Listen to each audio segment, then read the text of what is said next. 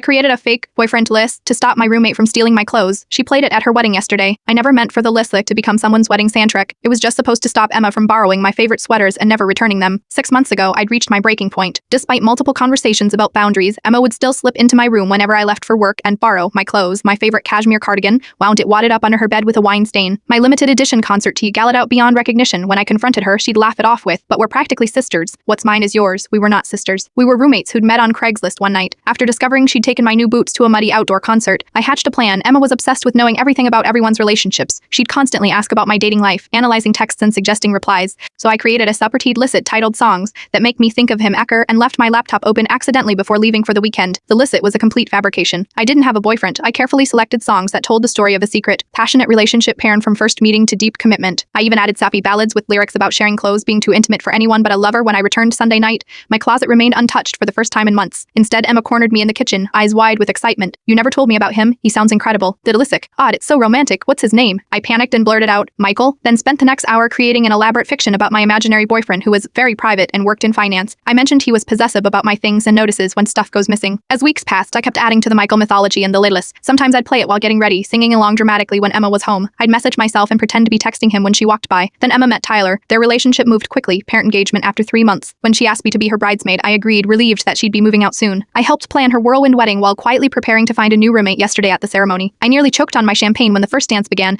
The unmistakable opening notes of my song Pern, the one I told Emma, made me think of Michael's eyes. Print filled the venue. Then another from my Leslie followed and another. During the reception, Emma hugged me tearfully. "I hope you don't mind, but I borrowed your Leslie for our wedding, Tyler, and I didn't have our songs yet, and yours. They just perfectly capture what love should feel like. I listened to it every night while falling asleep, imagining having what you and Michael have." She squeezed my hands and whispered, "I even picked my wedding dress because it reminded me of your white sweater that Michael loves so much on you. You inspired our whole relationship." I nodded, speechless, as she floated away to dance with her husband to the soundtrack of my imaginary relationship. Some people create playlists for the ones they love. I created one for the clothes I didn't want to lose.